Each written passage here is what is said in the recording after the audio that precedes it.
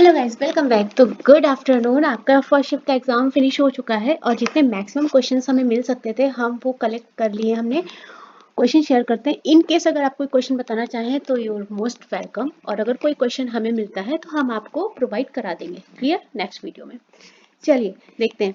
Firstly तो thanks जिन लोगों ने भी टेलीग्राम चैनल को सब्सक्राइब कर रखा है। मैं पूरी कोशिश कर रही हूँ कि हिंदी और इंग्लिश दोनों में आपको पीडीएफ प्रोवाइड कर पाऊँ। थोड़ा सा टाइम टेकिंग प्रोसेस है मेरे लिए, बट मैं कोशिश कर रही हूँ। क्लियर? दूसरी बात है, आपका जेई की आंसर शीट आ गई है, जिसकी मैंने आपको लिंक ऐड कर दी है टेलीग्राम पे। आप वहां से, या आप अगर कहीं और से सोर्स से आप निकालना चाहे तो आप वहां कर लीजिए। और मैं हम्बल रिक्वेस्ट करूंगी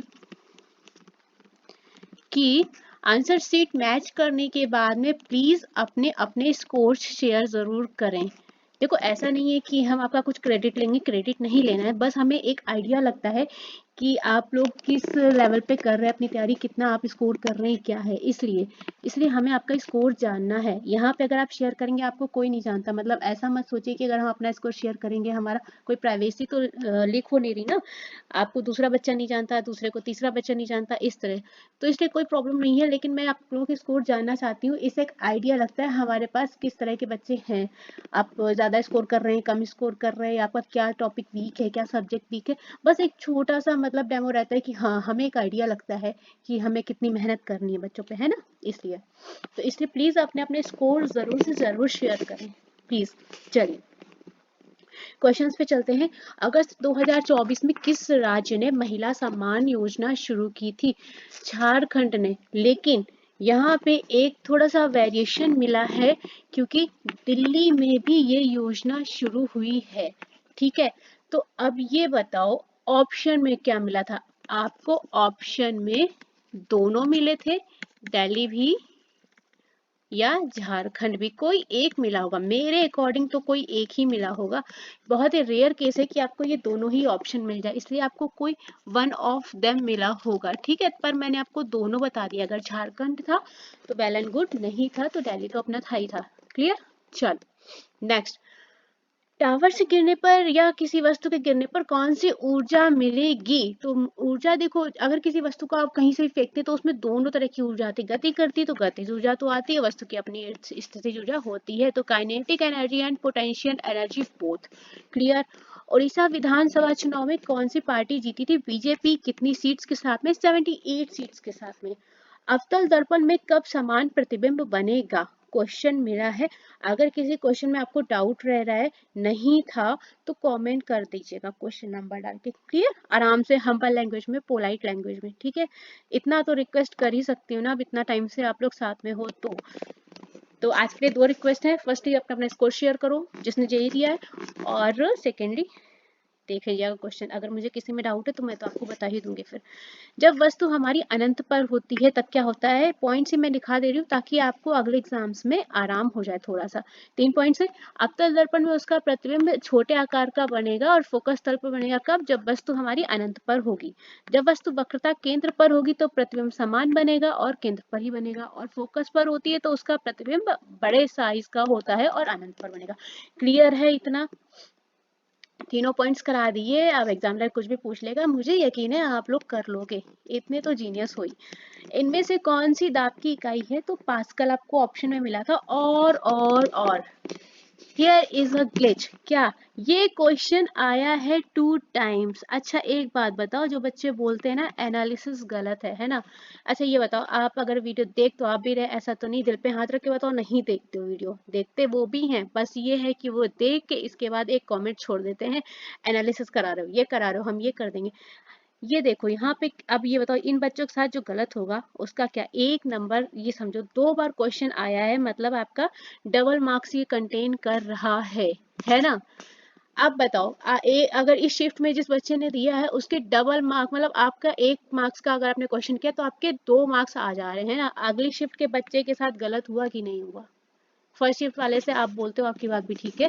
अच्छा यहाँ बताओ, अगर क्वेश्चन रिपीट हो रहा है तो अगली शिफ्ट के बच्चे को एक नया क्वेश्चन मिलेगा, उसकी शिफ्ट में तो रिपीट नहीं होगा ना क्वेश्चन की। एक क्वेश्चन या वही क्वेश्चन नंबर 1 कर दिया, वही क्वेश्चन नंबर 8 कर दिया।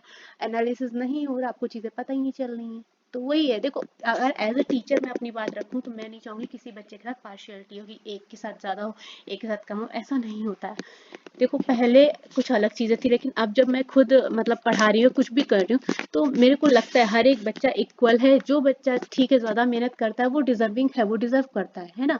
तो किसी बच्चे के साथ गलत नहीं होना चाहिए। अब यहाँ पे ये 2 टाइम क्वेश्चन आया भैया, वन वन, ये तो वही हो गया by one get one mark free.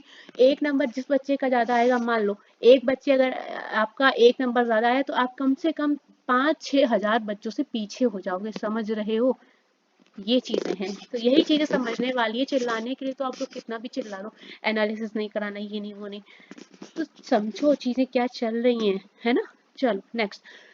स्वतंत्र रूप से गिरने वाली वस्तु का भार आपसे पूछा गया था। जब वस्तु फ्रीली गिरती है तो हमारा ग्रेविटेशनल फोर्स क्या हो जाता है, कमेंट में बताओ। सब मैं ही बता दूंगी क्या, आप लोग क्या करोगे।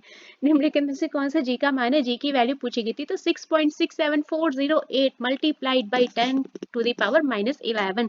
आपको ये कुछ इस तरह से लिखा हुआ मिला होगा। कभी कभी इसमें जब हम लोग टाइप करते हैं तो जल्दी जल्दी में पावर्स ऐसे लगा देते हैं। या तो आपको ऐसे मिला होगा या आपको यूनिट ऐसे ही लिखी मिली होगी kg-2, ठीक है। 10⁻⁻11 न्यूटन मीटर स्क्वायर पर kg स्क्वायर। Clear, confirm. किसी क्वेश्चन में डाउट लगे ना तो तुरंत से कमेंट बॉक्स में मैसेज कर देना, राइट। चलो, मैं एक क्वेश्चन ये था बट इस क्वेश्चन में मुझे थोड़ा सा डाउट है, था नहीं था। मैं यहाँ पे अभी कंफर्म नहीं बता सकती हूँ, लेकिन कंफर्म करना आप लोग का काम है। मेंडल क्वेश्चन देखो ये नहीं था, लैंग्वेज कुछ दूसरी थी। अगर आया था तो लैंग्वेज की मैं कोई श्योरिटी नहीं ले रही हूँ, थोड़ा सा इसको देख लेना। यहाँ पे क्वेश्चन थोड़ा सा फ्रेमिंग अलग है। अगर इससे रिलेटेड आया था ना गाइस तो फिर ये मैंने अपने आप से मेंशन कर दिया। मेंटल ने अपने प्रयोग में कौन सा गुण देखा था, देखो उन्होंने प्रयोग किस पे किया था, मटर के पौधे पर। उन्होंने उसकी 7 विशेषताओं पर काम किया था। पौधे की ऊंचाई, आकार, रंग, बीज का आकार और बीज का रंग, और फूल की स्थिति और फूल का रंग। ये क्वेश्चन मैंने मेंशन किया है। ये क्वेश्चन पहली बात तो था कि नहीं था, बड़ा सा क्वेश्चन मार्क है। और अगर था तो इसकी लैंग्वेज क्या थी मैं पहले ही बता दे रही हूँ, ताकि आप मुझसे ये मत बोले तो ये डाउटफुल क्वेश्चन है। तो यहाँ पे कंफर्मेशन के लिए हम आप पे छोड़ते हैं। अब इतना यकीन तो आप लोगों पे कर ही सकते हैं कि आप लोग क्वेश्चन वेरीफाई कर दें, है ना। चलिए, आपको रिएक्शंस दी थी और पूछा था कौन सी अभिक्रिया संभव नहीं है। यहाँ पे ऑप्शंस नहीं पता चले हैं, इसलिए आप अपने ऑप्शन या तो शेयर कीजिए या अपने ऑप्शंस के थ्रू आप अपना आंसर चेक कर लीजिएगा। कोशिका भित्ति बनी होती है किसकी, इस क्वेश्चन में थोड़ा सा डाउट है। कोशिका भित्ति से रिलेटेड क्वेश्चन आया है, अब एग्जैक्टली क्या आया, मुझे 2-3 क्वेश्चन मिले हैं, मैंने इसमें 2 क्वेश्चन का फॉर्मेशन कर दिया है। कंफर्म करना आपका काम है। देखिए अब एग्जैक्टली 50 में 50 तो नहीं हो सकता ना पॉसिबल, हम लोग तो एग्जाम देने गए नहीं ना। आप जितना बताएंगे हम उसी के हिसाब से आपको एक्सपेक्टेड में करवाएंगे, है ना। चलिए, कोशिका भित्ति किसकी बनी होती है, तो सेलुलोज और पैक्टिन। और एक ये क्वेश्चन आया था कि केवल पादप कोशिकाओं में क्या पाया जाता है, तो कोशिका भित्ति। अब ये देख लो, एक बार आप पे छोड़ते हैं। कौन लिंग परिवर्तन कर सकता है, क्वेश्चन है ना। कहाँ, कुछ याद आया, कहाँ, बता चुकी थी मैं। ऑप्शन में यही था क्या, क्योंकि देखो जब भी आप लिंग परिवर्तन की बात करते हैं बेसिक सी चीज है, आपको ऑप्शन में सबसे पहले स्नेल ही दिखता है। ऑप्शन में था या कोई और ऑप्शन था, क्योंकि हमें एक ऑप्शन में और मिला है जो कि नाम दिया गया हॉकफिश करके। तो अब ये देखो क्या था, कंफर्म करना आपका ही काम है बच्चे लोग। हमारा काम देखिए, हम अपनी तरफ से 100% कोशिश कर रहे हैं, 100% अपना देने की कोशिश कर रहे हैं। ये नहीं बोल रहे 100% दे रहे हैं, पर 100% देने की कोशिश कर रहे हैं, है ना। चलिए, रक्षा अधिग्रहण परिषद की अध्यक्षता कौन करता है, तो रक्षा अधिग्रहण है तो हमारे रक्षा मंत्री की अध्यक्षता करते हैं। कोशिका झिल्ली का कार्य आपसे पूछा था, तो कोशिकाओं को सुरक्षित रखना और व्यवस्थित करना कोशिका झिल्ली का कार्य हो जाता है। तारों का टिमटिमाना, कोई गलत करके आया हो मैं बहुत कुटाई करूं। हमेशा बोलती हूँ, अगर रेलवे के बच्चे भी हो तो इसका मतलब ये नहीं है कि केवल रेलवे की ही जीएस पढ़नी है। इसका मतलब ये है कि आपको एसएससी की भी जीएस पढ़नी चाहिए। इसके अलावा हम कोई भी जीएस सेक्शन ले, आपको पढ़नी ही पढ़नी चाहिए, है ना। चलो देखो, केंद्रीय बजट 2024-25 में रक्षा बजट आपसे पूछा गया था कितना है, तो 621,940.85 करोड़ रुपए। क्लियर। तेलों में हाइड्रोजनीकरण कौन सी क्रिया है? क्वेश्चन मार्क विस्मांगी उत्प्रेरण क्रिया है। अब ये मैंने अपने आप से अलग से एडिशनल इंक्वायरी में लगा दिया है आपके लिए, में भी अगर बन जाए तो ऐसे ही, क्या ही दिक्कत है एक शब्द याद करने में। तेलों के हाइड्रोजनीकरण के उपयोग के लिए जो प्रेरक यूज होता है वो है हमारा निकल। यूनेस्को की विश्व धरोहर समिति की 46वीं बैठक कहाँ हुई थी? नई दिल्ली में। पादप कोशिकाओं में कोशिका भित्ति क्यों होती है? क्योंकि परासरण के दौरान हानि से बचाने के लिए, संरचनात्मक समर्थन प्रदान करने के लिए और कोशिका के आकार को बनाए रखने के लिए इस्तेमाल होती है। क्लियर? ELO रेटिंग हासिल करने वाले दूसरे भारतीय शतरंज के खिलाड़ी कौन है? शतरंज के खिलाड़ी भी हैं इसमें तो अर्जुन एरिगेसी। प्रिज्म में कौन सी क्रिया होती है? तो प्रिज्म में प्रकाश के अपवर्तन की भी क्रिया होती है और वर्ण विक्षेपण की भी क्रिया होती है। मैं जाऊंगी वर्ण विक्षेपण की क्रिया के साथ 90% आपको ऑप्शन में मिला होगा, हो सकता है अपवर्तन भी मिला हो क्योंकि हम 10% स्किप नहीं कर सकते। तो यहाँ पे वेरीफाई करना आपका काम है भाई, थोड़ा हम कर रहे हैं थोड़ा आपको भी करना है, तो प्लीज वेरीफाई द क्वेश्चन। ऐच्छिक पेशियां कौन सी होती हैं? ऐसी पेशियां जिन पर हम अपनी इच्छा से नियंत्रण कर सकते हैं, जैसे अपने हाथ, अपने पैर और अपना दिमाग थोड़ा बहुत। इसके अलावा हम अपनी जबान पे भी कर सकते हैं, है ना? चलिए नेक्स्ट। किसी वस्तु पर दाब बढ़ाने और घटाने पर क्या होता है? अब वस्तु पर दाब बढ़ाएंगे तो क्या होगा? आयतन घटेगा, आयतन घटेगा तो क्या होगा? घनत्व उसका बढ़ जाएगा। और ये लॉ क्या कहलाता है? बॉयल का नियम। देखो यहाँ पे मैंने सारे रूल मेंशन कर दिए, हो सकता है नेक्स्ट शिफ्ट में अगर आपसे बन जाए तो यहाँ पे रिवाइज कर लो, कोई दिक्कत नहीं है। अगर आपका तैयार है तो रिवाइज तो 2 ही मिनट में हो जाना है ना। चलो, बॉयल का नियम क्या कहता है? स्थिर ताप पर, ठीक है, ये ध्यान रखना कौन सा ताप का है स्थिर ताप और कौन सा स्थिर ताप का और कौन सा आयतन का है। क्लियर? चलो देखो, स्थिर तापमान पर बॉयल का नियम कहता है किसी आदर्श के दिए गए द्रव्यमान का दाब इसके आयतन के व्युत्क्रमानुपाती होता है। That means P is directly inversely proportional to volume, ठीक है। V इतना क्लियर हो गया। चार्ल्स का नियम क्या बोलता है? स्थिर दाब पर, ये कीवर्ड्स ध्यान रखना जरूर से जरूर कि स्थिर ताप पर, स्थिर दाब पर। और आगे पीछे तो फॉर्मूला याद कर लो, ठीक है। आगे की लाइन नहीं याद है तो भैया डायरेक्ट ये याद कर लो। यहाँ पे देखो आपका P1 V1 is equal to P2 V2 हो जाता है। क्लियर? ऐसे भी रूल याद कर सकते हो कि P1 V1 की बात होगी तो बॉयल का नियम, और जैसे आप P1 V1 याद आएगा आपको P is inversely proportional to V, ये भी आपको याद आएगा। चलो, चार्ल्स का नियम दाब का नियम था। किसी गैस के निश्चित द्रव्यमान का आयतन किसके समानुपाती होता है? उसके परमताप के। क्लियर? तो यहाँ पे आपका क्या था? V proportional to T। Clear? Gay Lussac का नियम क्या था? स्थिर आयतन पर इन्होंने बोला था। ये कीवर्ड्स बहुत ज्यादा इंपॉर्टेंट है, कीवर्ड्स अगर आपने गड़बड़ किए तो आप पूरा क्वेश्चन गड़बड़ करोगे। किसी गैस पर दिए गए द्रव्यमान का दाब केल्विन में तापमान के सीधे अनुपातिक होता है और P is directly proportional to T। Graham का विसरण नियम, चलो क्या है? विसरण की जो दर होती है उसके घनत्व के वर्गमूल के व्युत्क्रमानुपाती होती है। ये तो क्लियर शॉट है, यहाँ तक रिवाइज किया, ठीक है। चलिए नेक्स्ट। पायरुविक अम्ल में कार्बन परमाणुओं की संख्या कितनी होती है? तो कितनी होती है? Total number of carbon atoms 3 होती है।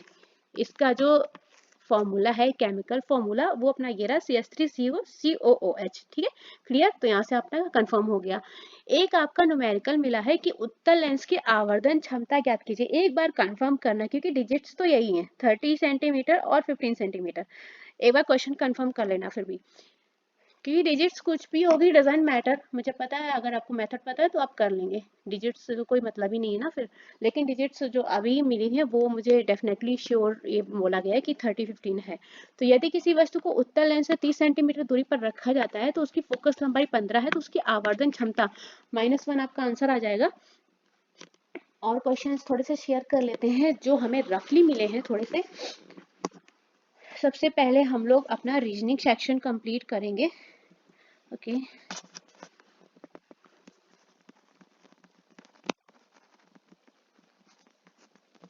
पीडीएफ अपलोड करूंगी मैं, ठीक है। और उसमें लिंक भी ऐड कर दूंगी ताकि अगर आप पीडीएफ कभी ऐसे नॉर्मल भी रखते हैं ना और आप कुछ चीजें भूल जाते हैं तो आप डायरेक्ट पीडीएफ में लिंक ओपन करके वीडियो पे जा सकते हैं, है ना। इससे आपका सही रहेगा, आपका कुछ भी गुम नहीं होगा। कोई अगर चीज मिस हो रही तो आप डायरेक्टली देख सकते हैं।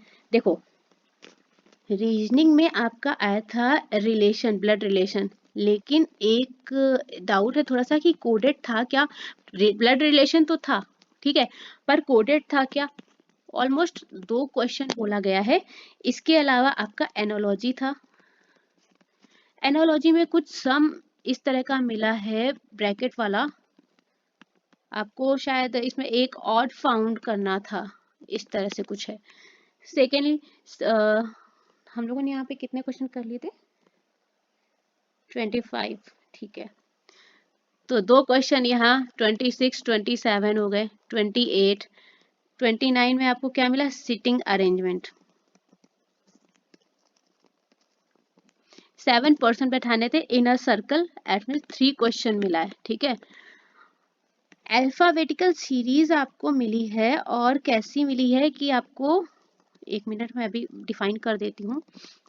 आपको इस तरह से मिली है कि उन्होंने यहाँ ऐसे एलिमेंट्स दे दिए ए सी ई और कुछ सिंबल्स, और अब बोला बाएं से इधर गए और दाएं से इधर गए तो 16वां तत्व क्या, इस तरह का कुछ मिला है, ठीक है। Next ranking. रैंकिंग में सुनने में आया 7% का आया है। कोडिंग डिकोडिंग आई है 2 से 3 क्वेश्चन। पजल आपकी रही है, और पजल रही है बॉक्स पजल में। डायरेक्शन का 2 से 3 क्वेश्चन, और सिलॉक्स आई है, और इसके क्वेश्चन कंफर्म नहीं है कितने आए हैं। तो ये तो हो गया हमारा रीजनिंग का, क्लियर। चलिए अब नेक्स्ट चलते हैं।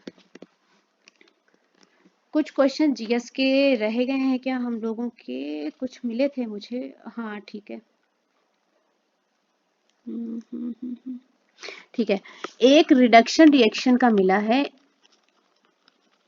कोई आया था कि कौन इसमें से कौन सी एक रिडक्शन रिएक्शन है। अब ये रिएक्शंस तो पता नहीं चली तो क्वेश्चन मेंशन नहीं किया, ठीक है। तो ये मिला था, और रीजनिंग कंप्लीट हो गई अपनी। इसके अलावा मैथ्स में कुछ क्वेश्चंस और मिले हैं, छोटा छोटा सा थोड़ा थोड़ा सा डिस्कस कर लेते हैं, है ना। चलो देखो क्वेश्चन, देखो यहाँ पे हमारे लगभग 34-35 तक क्वेश्चन हो गए हैं ना। तो यहाँ पे लगभग 8-10 क्वेश्चन मेरे ख्याल से हैं ये, शायद टोटल मिला के सब अप टू मतलब 52 क्वेश्चन समथिंग है ये। 148 सेंटीमीटर परिमाप दिया गया था आपको, किसका, समचतुर्भुज का।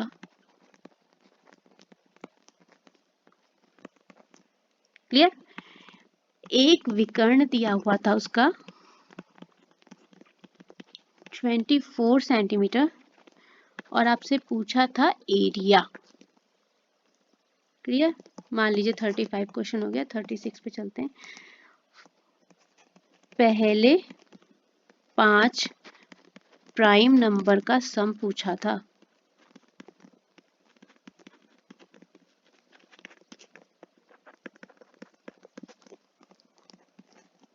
सिंपल इंटरेस्ट से 2 क्वेश्चन थे।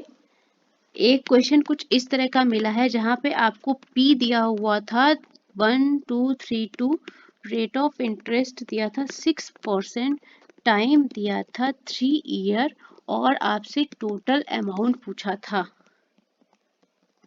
नेक्स्ट डिस्काउंट से रिलेटेड क्वेश्चन था। सिंप्लीफिकेशन इजी रहा है, कर लेंगे आप लोग, कर लिया होगा। और एक क्वेश्चन आपको मिला है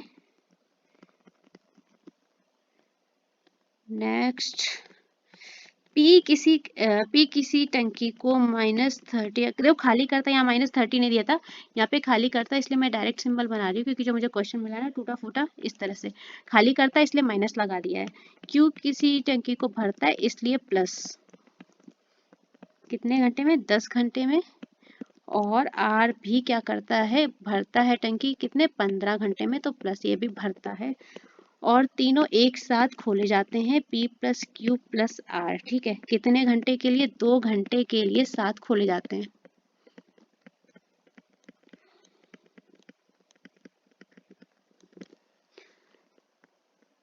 पूरी टंकी भरने का टाइम पूछा गया था शायद। अब यहाँ पे थोड़ा कंफर्म कर लेना, कितना समय पूछा था या कितना अधिक समय लगा। देखो दोनों ही लैंग्वेज अलग हैं, दोनों में आंसर बदल जाएंगे आपके, ये ध्यान रखना। कितना समय लगा और कितना अधिक समय लगा, दोनों में आंसर चेंज हो जाएगा, इसलिए थोड़ा ध्यान देना। नेक्स्ट, सर्कल से रिलेटेड आपका कुछ क्वेश्चन था। आई थिंक आपको रेडियस या इसका सर्कमस्टेंस 7 सेंटीमीटर समथिंग दिया था। यहाँ पे रेडियस था या डायमीटर था, कुछ अभी क्लियर नहीं है। नेक्स्ट क्वेश्चन पे चलो। 2536 का मीन प्रोपोर्शनल आया था। क्लियर। नेक्स्ट, आवर्धन वाला मैंने आई थिंक आपको बता दिया है ना। हाँ, आवर्धन बता दिया है। इसके अलावा आपको क्वेश्चन आया है 60 मीटर का ब्रिज कोई रहा है, उसको पार करने में कुछ समय लगा है, कुछ मिनट, 1 2 3 कुछ भी मान लो 1 है, ठीक है। तो एवरेज वेलोसिटी पूछिए। कंफर्म। तो ये तो हो गए हमारे मैथ्स के। इसके अलावा कुछ और हैं सेक्शन, उसकी बात कर लेते हैं मैथ्स में ही। प्रॉफिट लॉस, ज्यादा क्वेश्चन नहीं था। एलजेब्रा डाउटफुल है, अभी एलजेब्रा का कुछ एक क्वेश्चन है शायद, ज्यादा नहीं है। एलसीएम मिला है आपको, एलसीएम एचसीएफ से। परसेंटेज के 2 से 3 क्वेश्चन हो गए आपके। CISI देखो बता दिया है। इसके अलावा टाइम एंड वर्क लिखने का मतलब नहीं, क्वेश्चन ही आपको कंफर्म करवा दिया है। एडवांस से आ रहा है, एडवांस मैथ से। तो चलिए भाई, जितना हो सकता था तो चलो मैंने करवाने की पूरी कोशिश की है। वीडियो का लॉन्ग हो गया है भाई, बहुत मेहनत चल रही है। चलिए, आई होप आप लोग अब तो खुश होंगे भाई, मैक्सिमम क्वेश्चन करवाने की कोशिश कर रहे। खुश क्यों नहीं होगे, अब नहीं होगे तो कब होगे, डबल मेहनत पड़ रही है हम पे। चलिए, तो PDF अवेलेबल करा देंगे हम आपको कुछ ही टाइम में, उसके लिए आप टेंशन ना लें। चलिए, वीडियो को लाइक करें, शेयर करें और ज़्यादा से ज़्यादा चैनल को सब्सक्राइब करें, ठीक है। चलिए, फिर मिलते हैं।